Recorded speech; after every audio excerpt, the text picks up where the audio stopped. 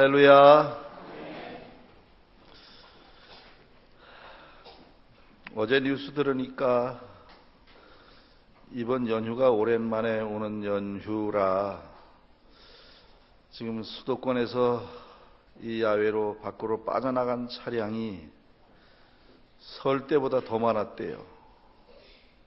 설날 추석 때보다 더 많은 차량이 빠져나갔대요. 참 우리 동네에 이 길거리의 이 공공 주차장이 자리가 이렇게 많은 날은 저도 처음 본 것 같습니다. 빈자리가.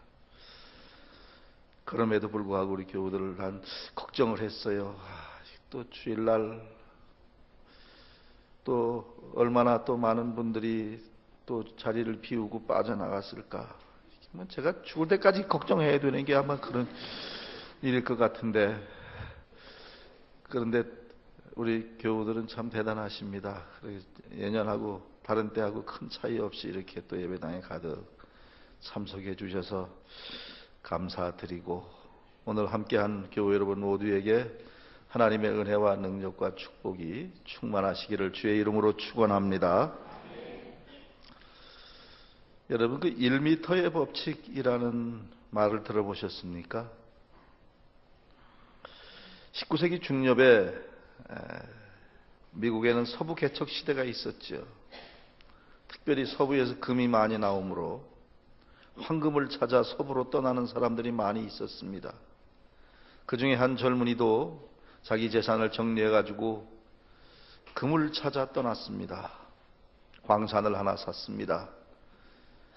금을 캐기 위해서 광산을 파들어 갑니다. 파도 금이 나오지를 않습니다. 1년 가까이 그렇게 광산을 파도 금이 나오지 않으니까 포기를 하고 그 광산을 다른 사람에게 팔아버렸습니다. 그런데 그 광산을 산 사람이 거기서부터 한 1m쯤 더 파고 들어갔는데 노다지가 나온 거예요. 그러니 그 광산을 팔아먹은 사람은 얼마나 속이 뒤집히는 일입니까, 이게. 보통 사람 같으면은 막 술을 마시고 취해가지고 내 인생은 이것으로 끝이야, 뭐 이럴 수도 있겠지만, 이 사람은 그렇게 생각하지 않고,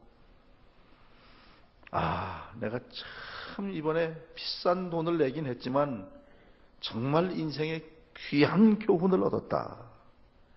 그 인생의 귀한 교훈이라는 게 뭐냐? 1m만 더 파자. 1m만 더 파자. 이게 그 사람의 인생의 슬로건이 됐다고 그래요. 좌우명이 됐다고 그래요. 그 후로 그가 보험회사에 들어가서 취직을 해가지고 일을 하기 시작했는데, 사람들을 만나서 설득을 하는 과정에서도 늘 그의 가슴 속에는 1m만 더 파는 거야. 사람들을 가르칠 때도 1m만 더 파는 거예요.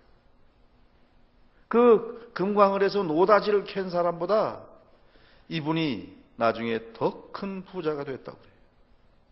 그리고 많은 사람들 앞에 자기의 이 인생의 철학을 강의하는 유명한 또 강사가 되기도 했고,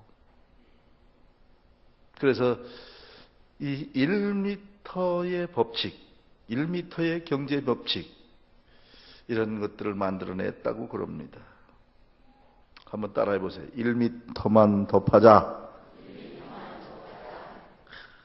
중요한 교훈입니다. 앞으로 여러분 인생의 벽에 부딪힐 때마다 이 진리를 사용하시기 바랍니다. 1m만 더 파는 거예요. 오늘 본문에 보면은 집안에 있는 한 어린아이가, 딸이 귀신 들려서 이 문제를 가지고 주님 앞에 나온 한 여인이 있었습니다. 근데 이 여인이 예수님을 만나서 내 믿음이 크도다, 내 소원대로 될지어다 라는 응답을 받고 문제 해결을 받았다고 하는 아름다운 이야기가 소개가 되고 있는데, 이 이야기에 대해서 좀 더 설명을 드리면, 우리 예수님께서 태어나셔서 해외여행을 딱 2번 하십니다. 그렇게 유대 나라라고 하는 그 나라를 벗어나지 않고 사셨어요. 해외여행을 딱 2번 하시는데 언제 하느냐? 맨 처음 아기 때 피난 가느냐고 애굽으로 한번 해외여행했고요. 그 다음 두 번째가 오늘 본문의 두로와 시돈 지방으로 간 겁니다. 요거는 두로와 시돈이라고 하는 이건 유대 나라가 아니고 외국이에요. 자, 그곳에 갔는데 그때 한 여인 하나가 예수님을 따라옵니다. 왜냐하면 딸아이가 지금 심하게 귀신 들려 있었기 때문입니다. 꽃같이 자라고 티 없이 놀아야 될 어린 딸이 더럽고 추한 병에 시달릴 때마다 이 어머니의 가슴은 찢어질 듯 무너져 내렸을 것입니다. 이 아이의 어머니는 백방으로 딸이 나을 수 있는 길을 힘써 찾아보았습니다. 그러는 중에 예수님의 소문을 듣게 된 거지요. 이분을 만나면 귀신이 두려워 도망가고 걷지 못하던 아이가 일어나고 보지 못하던 자들이 눈을 뜨고 죽은 자가 살아나더라 라는 소문을 들었습니다. 그래서 이 여인은 어떻게 하면 나도 저 예수님을 만날 수 있을까 기다리던 가운데 자기네 마을 앞에 마침 예수님이 지나가신다고 하는 소식을 듣게 되었던 것입니다. 그렇습니다. 언제나 예수님의 발길이 머무는 곳에는 기적이 일어났습니다. 예수님이 지나가는 그곳에는 언제나 새로운 역사가 일어났습니다. 예수님이 지나가신다. 말씀이 선포된다. 성령이 임재하신다. 하나님의 영광이 절정에 달하여 우리 가운데 오신다. 이것은 여러분 우리 모두의 생애의 결정적 기회가 될 수 있음을 믿으시기 바랍니다. 그런데 아마 그 예수님이 지나가는 길에 많은 사람들이 인산인해를 이루고 있어서 쉽게 예수님께 다가가기가 어려웠던 것 같습니다. 그렇습니다. 우리가 예수님 앞에 나아가는 데는, 주님의 은혜를 받는 데는 늘 이 탄탄대로가 이렇게 열리는 것은 아닙니다. 항상 장애 요인이 있게 마련이지요. 그러니까 이 여인은 예수님 앞에 가까이 다가가지 못하고 뒤에서 소리를 칩니다. 다윗의 자손 예수여 나를 불쌍히 여겨 주옵소서. 내 딸이 지금 흉악한 귀신이 들렸나이다. 참 이게 그 쉬운 얘기가 아닙니다. 왜냐하면 사람들은 자기의 문제도 그렇지만 자기 자식의 문제 같은 경우는요, 자식의 부끄러운 거, 자식의 나쁜 점은 누구한테 알리고 싶지 않은 겁니다. 자랑거리는 금방 얘기하지 못해가지고 그냥 안달을 하지요. 그래서 가끔 보면은 그 사람들을 만나보면 자기 자식 자랑하느냐고 아주 그냥. 근데 그 자랑하는 거 가만히 들어보면은요, 자랑할 것도 별로 아니에요. 우리 애가요 지금 말을 하는데요. 그때 되면 다 말해. 걸었어요. 일어나서 한 발짝 걷기 시작했어요. 돌도 했는데도 못 걷는 애가 어디 있어? 다 그때 되면 다 그래요. 그렇잖아. 그런데 자식의 이 부끄러운 거는 이렇게 자꾸 얘기하고 싶지 않은 거예요. 그런데 이 여인은 예수님 앞에 와서 내 딸이 귀신 들렸습니다. 이게 바로 기도라는 거예요. 기도라는 거예요. 내가 지금 있는 형편 그대로 주님 앞에 내어놓는 거예요. 환자는 의사 앞에서 옷을 벗듯이 내 무거운 짐, 아픈 모든 것들을 들고 주님 내 모습이 이렇습니다 하고 내놓는 게 기도의 시작이요 주님을 만나는 출발점인 줄로 믿으시기 바랍니다. 그런데 그렇게 다가가면 예수님께서 마땅히 두 손 들어 그 여인을 그래 여인이여 어서 오라. 내가 네 마음으로 안다. 이래 영접해 주었으면 얼마나 좋았겠어요. 그런데 예수님의 태도는 너무 냉정했습니다. 들은 척도 안 하는 거예요. 예수님이 원래 그런 분 아니잖아요. 예수님은 언제나 그 불쌍한 사람들의 소리에 귀를 기울이고 계신 분이 아니십니까? 예수님은 그 가늠하다가 현장에서 붙잡혀서 벌거숭이가 돼서 끌려온 그 여인들 다 못된 여자라고 죽일 여자라고 소리치는 그 중에서도 예수님은 뭐라고 말씀하십니까? 여자여 나도 너를 정죄하지 아니하노니 다시는 가서 죄를 범하지 말라며 그 여인을 용서하셨던 주님 아니셨습니까? 그러나 유독 지금 이 가나안 여인에게만은 주님이 입 딱 다물고 아무 소리 안 합니다. 만약에 여러분이라면 그 상황에서 어떻게 하시겠습니까? 원망하고 돌아섰을 거예요. 아, 이분이 내가 소문에 듣던 분 그거 맞아? 이분이 과연 하나님의 아들이여? 기독교가 사랑의 종교 맞는가? 원망하고 돌아설만 하지 않습니까? 이 불쌍한 여인의 부르짖음에 예수님은 침묵하고 계셨습니다. 왜 그랬을까요? 신학자 카르는 이렇게 말합니다. 예수님께서는 그 여인이 가진 작은 믿음의 씨앗이 그 여인의 속에서 크게 성장하기를 기대하셨기 때문이다 라고 말씀하십니다. 얘기합니다.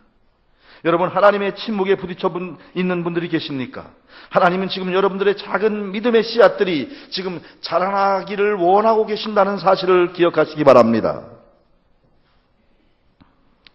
하나님 앞에, 하나님의 침묵 앞에 선 여러분의 태도는 뭡니까?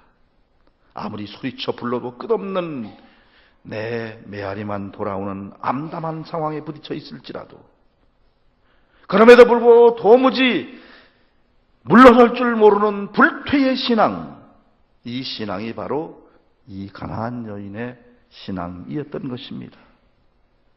자, 그런데 그 예수님의 냉담이 거기서 그치지 않아요. 두 번째 또 장벽을 만납니다.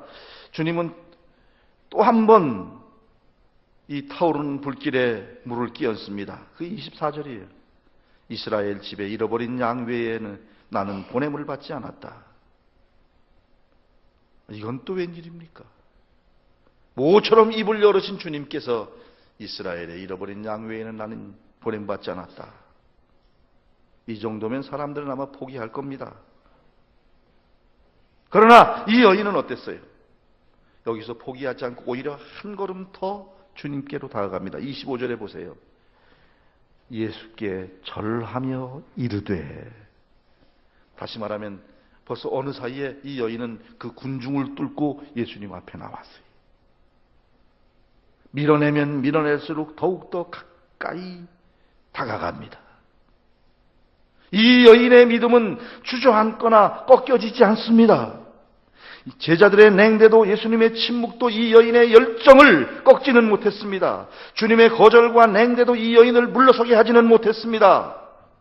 바로 기도에도 이러한 열정이 필요합니다. 물러서지 않는 태도가 이 여인의 신앙입니다. 그런데 불행하게도 이 여인에게는 점점 더 그 장벽이 두터워져만 갑니다. 왠지 응답의 문이 더 꽉 닫혀 있는 것처럼 여겨집니다. 세 번째 장벽을 보시겠습니까? 26절에 보면 예수님의 거절의 강도가 더 높아져 갔습니다. 자녀의 떡을 취하여 개들에게 던짐이 마땅하지 아니하니라. 유대인들은 이방인들을 개라고 불렀습니다. 예수님께서 이 여인을 향하여 개 같은 이방인이라고 지금 모욕을 한 것입니다. 어쩌면 예수님의 마지막 거절일 수 있겠죠. 이쯤 되면은 포기할 만하죠. 아마 이 여인이 자기 문제로 예수님 앞에 나왔다면 포기했을지도 모릅니다. 그러나 사랑하는 딸의 문제로 나온 여인의 이 모성애가 어쩌면 예수님 앞에 더 가까이 다가가도록 했을지도 모르지요. 그 루터가 종교개혁을 하다가 참 모든 게 어렵고 일이 꼬이고 힘들어지니까 큰 절망과 낙심 중에 어느 날 아침 식사를 하는데 이 애완용 개가, 루터가 밥을 먹는데 이 식사를 하는데 포크가 올라가면 눈동자도 따라 올라가고 포크가 내려오면 또 따라 내려가고 그저부터의 손이 가는 대로 그냥 뒷발 땅에 디디고 앞발 모으고는 쳐다보고 그 루터가 먹는 것만 보고 있더래요. 도무지 참 애처로워서 그냥 있을 수가 없어 고기를 썰어가지고 한 점 탁 덜려주니까만 내름 받아서 꼴딱 삼키고는 또 쳐다보고. 이 개들은요, 맛있으면 씹지 않고 꼴딱 삼킵니다. 맛 없으면 질겅질겅 씹습니다. 그래서 이것을 바라보면서 주인만 그저 바라보는 그 개를 보다가 루터는 눈물을 주르르 흘렸답니다. 개도 저렇게 주인이 뭐 고기 한 점 주나 하고 쳐다보고 내려다보고 절대로 한눈 팔지 않고 그러는데 내가 과연 어땠느냐. 그러면서 루터가 새로운 기도를 시작했다고 그럽니다. 이제 저 애완용 개처럼 나는 하나님의 은혜를 바라봅니다. 주인이 던져주는 고기 한 점을 받아 먹기 위해서 주인만 바라보는 것처럼 하나님의 도움의 손길만을 바라보며 기다리며 주님만 바라봅니다. 주여, 주님 앞에 한 마리의 개처럼 하나님의 은혜를 기다립니다. 응답을 기다립니다. 도움을 기다립니다. 주여, 나를 도와주시옵소서. 겸손히 엎드려 루터는 기도합니다. 그러니까 자신이 한 마리의 개와 같이 되기를 원했던 거예요. 여기 오늘 이 여인이 그렇지 않습니까? 한 마리의 개처럼 취급을 받으면서도 주님께 대한 신앙을 포기하지 않는 이 여인의 절대 신앙을 보십시오. 지금 개라고 하는 말 앞에서 주님은 이 여인은 오히려 엎드려서 이렇게 소리 지릅니다. 옳소이다 주여.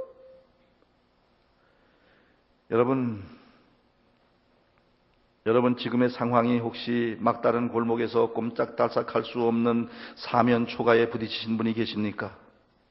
앞으로 전진해 보려고 하지만 안개가 자욱하게 낀 길처럼 전혀 앞길이 보이지 않는 분이 계십니까? 매달려도 해결되지 않는 문제가 있습니까? 한 번, 두 번, 10번을 두드렸는데도 열리지 않는 여러분의 문이 있었습니까?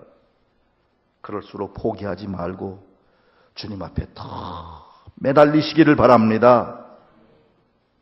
아까 제가 1미터만 더 파자라는 말씀 드렸잖아요. 여러분이 지금 정상 일보 직전에 있을 수가 있습니다.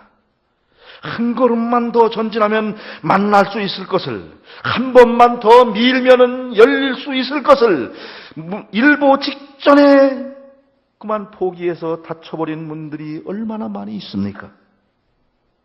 사랑하는 성도 여러분, 한 번만 더 참으세요. 성도 여러분, 하루만 더 인내하세요. 그리고 하나님 앞에 기도하시기를 바랍니다. 오래전에 경기도 연천에 무장공비가 내려왔을 때 무장공비 토벌작전이 있었습니다. 이 작전에 포병 소위로 참전을 했다가 척추를 다쳐가지고 1급 척추 장애인이 된 이운봉 씨라는 분이 있어요. 이분이 보훈병원에서 치료를 받고 있었습니다. 하체가 완전히 마비됐어요. 오히려 살아있는 게 기적이라고 사람들은 말했습니다. 그런데 그 하체가 마비된 그 군인을 지극정성으로 치료하던 간호사가 한 사람이 있었습니다. 우갑선 간호사라는 분인데, 그러다가 하나님의 감동이 왔는지 기도하던 중에 내가 이 사람의 아내가 되어 평생 이 사람의 그 발이 되어 손이 되어 살고 싶다. 그런 감동이 와서 청혼을 합니다. 여자가, 이 간호사가 이 하반신 마비가 된 이 사람에게 청혼을 해요. 그런데 사실 결혼이라는 게 다 비슷해야 되는데 두 사람 사이에도 이런 장벽이 있지만 이 양쪽 가정에서 그 쉽게 허락하겠습니까? 혹 뭐 이 남자의 가정에서야 뭐 허락한다 하더라도 여자의 가정에서는 이게 뭐 길길이 뛸 일 아니겠습니까? 가당치도 않은 얘기입니다. 허락을 받아낸다는 것이. 3년에 걸쳐서 이 여자의 가정을 둘이서 설득해서 결국 결혼 허락을 받아냅니다. 그렇게 결혼했어요. 근데 둘 사이에 무슨 아기가 생길 것이라는 상상도 못했던 거죠. 그런데 임신이 됐어요. 근데 지금 그 임신이 됐는데 임신이 된 것도 모르고 이 남자는 너무 통증이 심하니까 계속 몰핀 주사를 맞아가면서 하루하루 견디고 있었는 상황이거든요. 또 이 여자도 그 감기가 지독하게 걸려가지고 계속 감기약 먹고 감기 주사 맞고 뭐 이러던 중이었는데 증세가 이상해서 보니까 임신이 됐다는 거예요. 깜짝 놀라가지고 야 이거 큰일 났다.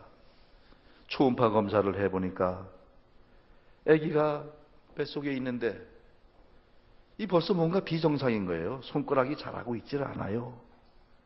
다리도 자라다가 말았어요. 이게 기형아가 분명해. 주변 사람들이 얘기합니다. 그 애 지워.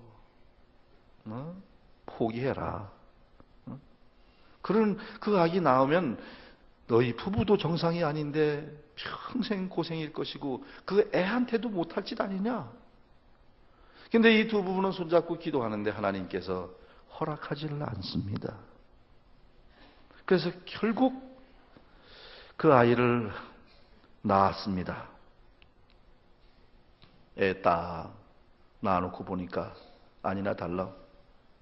짧은 다리에 짧은 팔, 조그마한 살덩어리처럼 붙어있는 짧은 손가락, 양손 합해서 손가락 4개. 기가 막히죠. 그럼에도 불구하고 이 두 부부는 뭐 사실 남편이야 누워있으니까 이 엄마가 기도하면서 이 딸아이를 키웁니다. 뭐 이제 또 전응아예요. 이 지능이 한 뭐 4-5살에서 멈춘 것 같아요. 그런데 피아노를 가르쳤어요. 아니, 4손가락으로 피아노 어떻게 칠 수나 있겠어? 힘도 없고. 근데 또 이 아이는 열심히 피아노, 손가락이 그냥 피가 나도록 그렇게 연습을 합니다. 그래서 어느 콩쿠르에 참여를 하려고 접수를 하니까 그런 몸 가지고는 안 된다고 받아주지도 않습니다. 도전할 때마다 안 된다.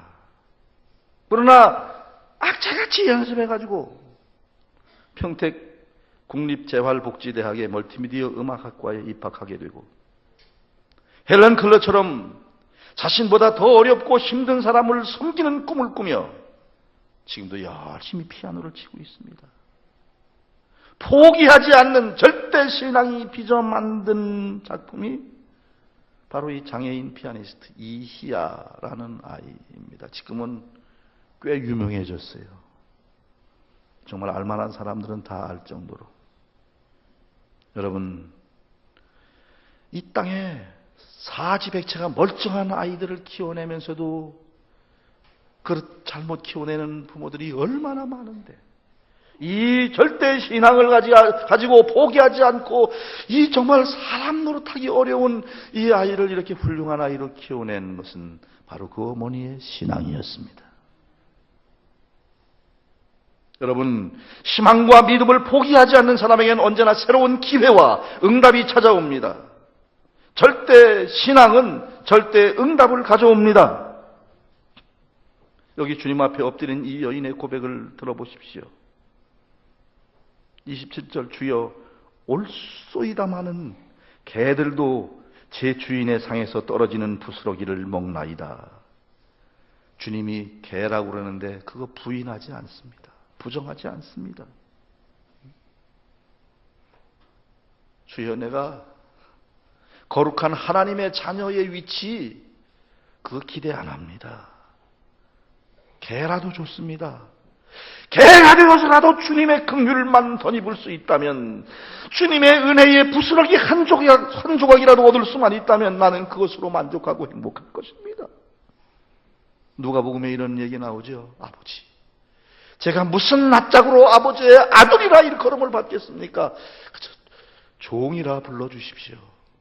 그 당시에 종은 개나 마찬가지인 거예요. 바로 그런 고백이었을 것입니다. 주여 올소이다. 나는 개가 아니라고 반박하지 않습니다. 주님이 개라면 개일 수밖에 없는 존재임을 나는 압니다. 이게 신앙인 거예요. 결단코 논쟁하지 않습니다.